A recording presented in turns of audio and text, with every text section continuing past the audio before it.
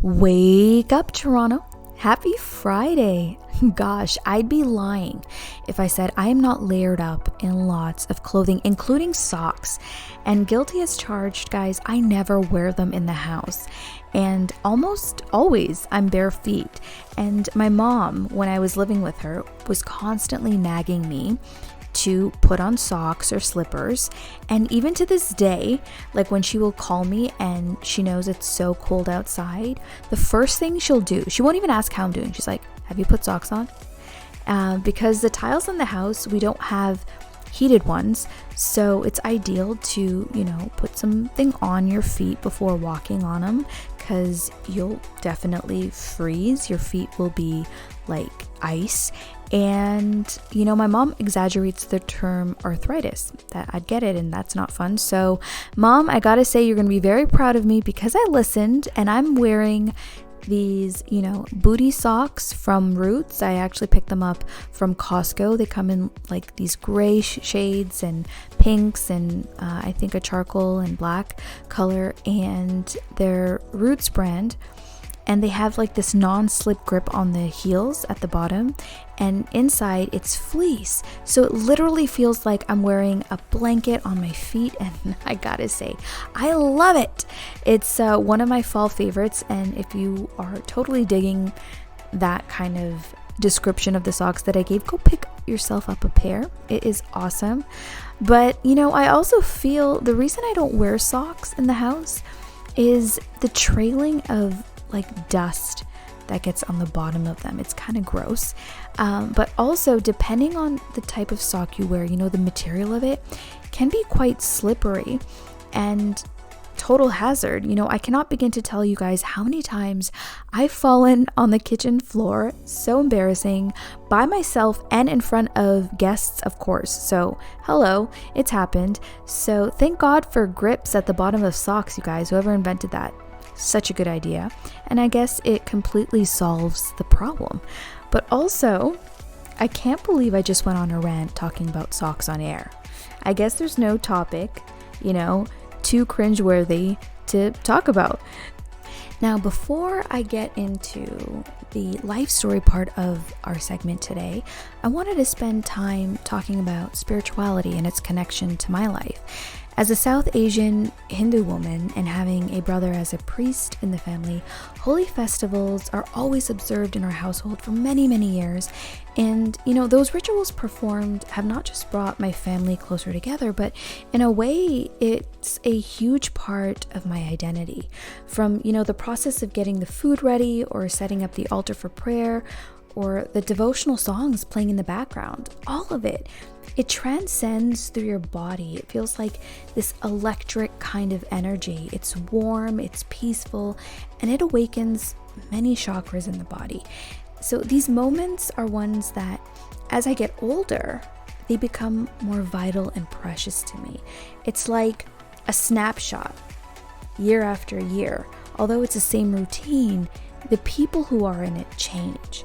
So the group gets smaller as some people aren't part of those special times because they've passed on. And so years of those tableaus become memories of what was. And so as humans, that yearning of feeling that kind of togetherness for one last time proceeds. For me, before I got married, my household used to be packed with 14 or 15 people during these special occasions, festivals specifically, and it was such a beautiful time.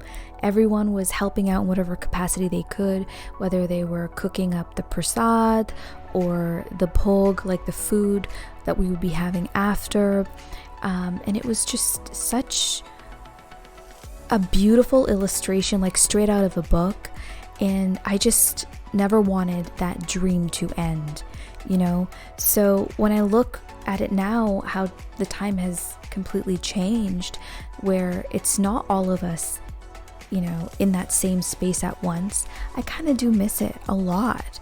And it made me realize that what you currently have now is where your focus needs to be, because nothing is forever. But yeah, fall and winter is such an exciting time for the Hindu calendar because there's so many festivals that are happening worldwide and being celebrated. For example, Pitr Paksh just passed in early September, which is a 16 lunar day period where we pay homage to our lineage or ancestors who are no longer living. And we do that through prayer, offering food and water. And through this, it's believed that the ancestors in return will bless you with success, happiness, and prosperity.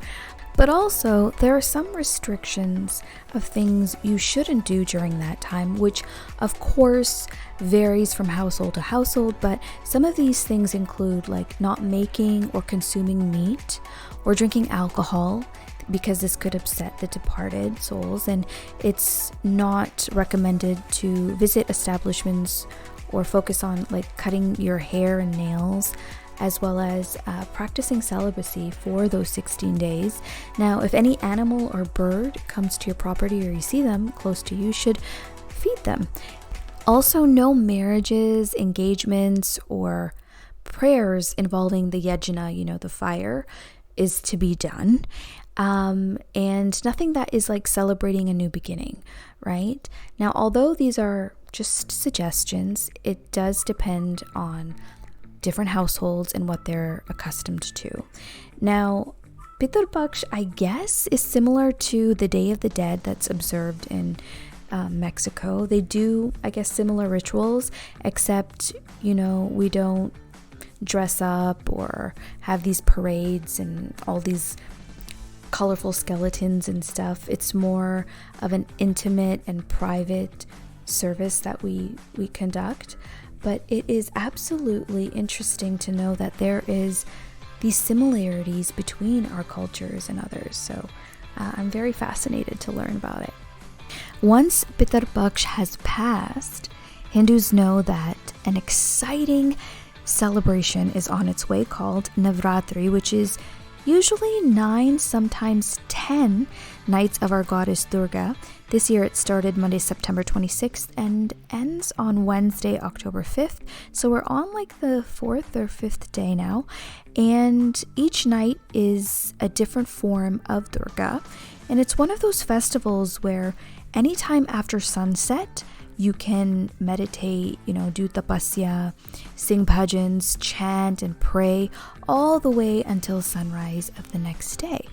And it's honestly the energy levels, the vibrations that's felt during those nighttime prayers, I can tell you is so surreal. Now, after marriage, it's just my husband and I. So after work, we prepare our prayer altar, we do our jops on our rosaries, we read chalisas, sing bhajans and tell stories significant to that Devi or goddess that we're praying to for the night.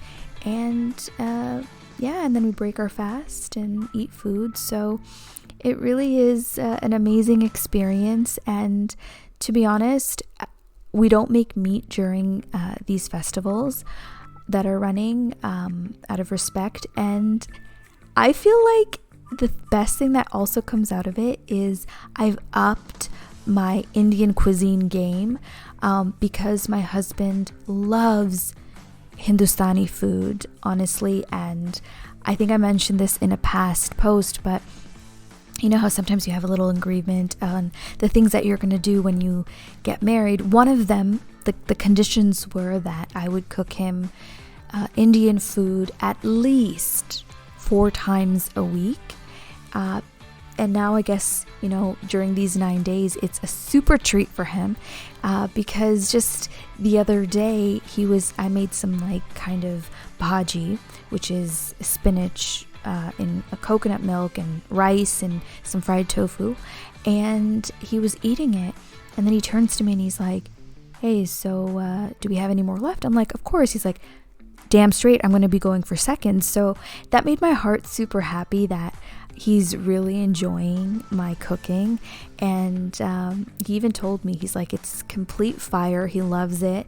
And he is just so proud of me that I am a good Indian wife as well. So I guess that's like a bonus in the books for me. But yeah, like he thoroughly enjoyed it, and he told my mom about it too, and she was like telling me I should give myself a pat on the back, but I owe it all to her because she taught me how to cook these things. And now sometimes when I have questions about certain dishes, and she just tells me about it on the phone, and I know exactly what to do. So that is such a good feeling, and I'm pretty confident in that. And yeah, so that's my little story on my cooking, and how my husband finds it completely advantageous to eat all the good stuff, all the foods during these special Indian, festivals. So it is awesome. I think I deviated from the topic a little bit, so let's reel it back in. And what we're talking about is, prayers and conducting it at night. Now, for me, I don't know if this resonates with any of you guys, but I'm beginning to get quite emotional during prayers. And it's especially happens when I drift away deep into like this nothingness, and it feels like sheer bliss, I guess. It's hard to kind of demonstrate a specific description, but it truly is amazing. My senses are more heightened, and it's just wow, brilliant. And I don't think I've really spoken about politics or religion publicly. It's one of those things that normally I don't do because it opens up the comment section to a very dark place, especially, the trolls out there or people who have their own hard-headed beliefs, and they kind of try to diminish others' opinions, and it just turns into like this hot mess of a debate, and that's not something that I really want to share or have happen. But when I was younger, like practically a kid, religion was also one of those things that we didn't blatantly discuss.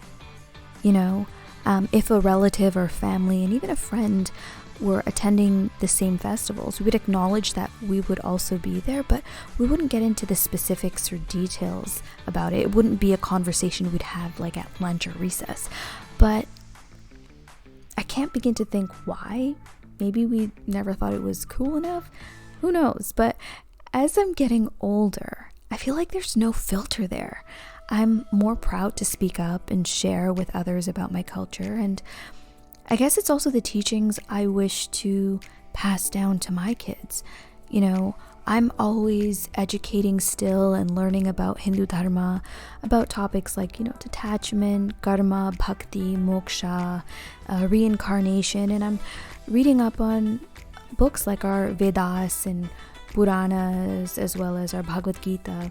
And, it's very empowering to go through these texts written thousands and thousands of years ago, and it's hard to explain what those scriptures do when they nourish the mind, like its effects. And the only thing that remotely, I'm able to describe it as is, think of you lacking in certain vitamins and minerals, okay?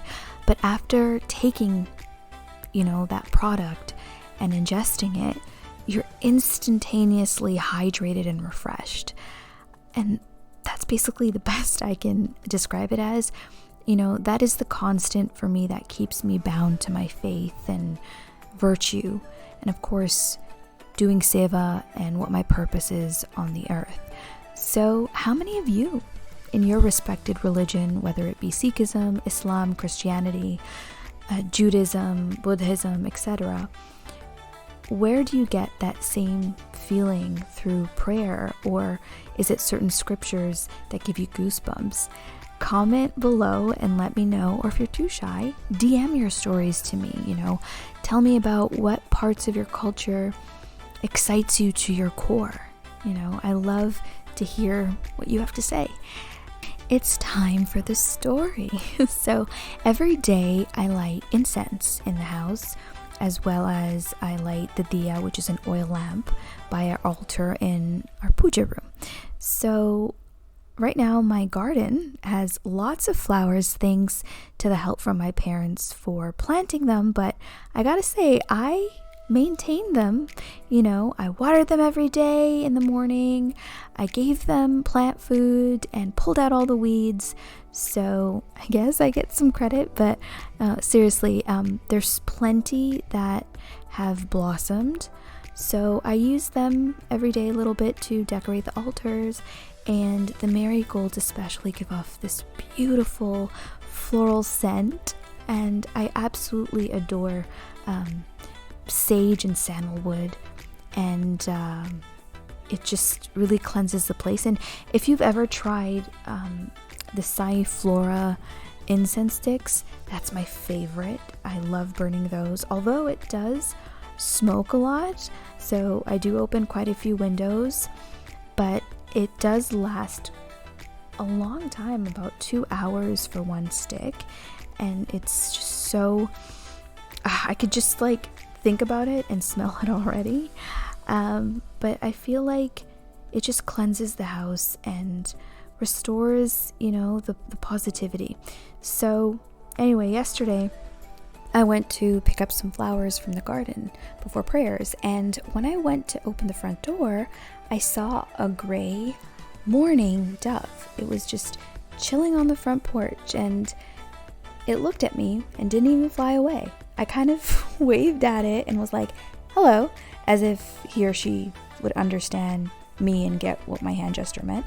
But I walked past it to the garden and began picking flowers. So the bird then waddled over to the other side of the porch and began eating some seeds that it must have collected from somewhere. Dove was unbothered by my presence, and I just quickly picked all the flowers I needed, and then I just waved goodbye and shut the door. So I've always been a curious person about symbolism and signs in our day-to-day life. Maybe it's because reading so many books and trying to find hidden clues or meanings behind things, and kind of knowing or trying to figure out if things mean anything at all. So what did I do? I Googled it, and it says that the mourning dove, when it visits, kind of is trying to give you a gentle reminder to help you get back into harmony and to just go with the flow. But it also is trying to tell you to take that strength and courage and, be more social and get close with your community of people, and in friendship specifically, to hold them really tight. And it might be a cry out for help that a friend is in need of your care and compassion. And if that's not enough, another possibility is that it could be a messenger of God, or probably a message from your ancestors. And so just reading this and comparing it to my brief meeting with the dove, I felt many of these facts aligned with what I'm currently going through in life, including obstacles and trying to find that courage to be a warrior and break through.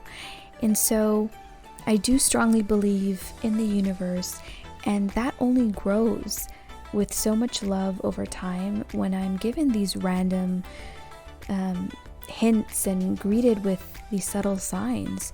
So my question to you guys is, have you received any kind of symbolic messages in your life, and how did you feel when you received them, and how did that change your life?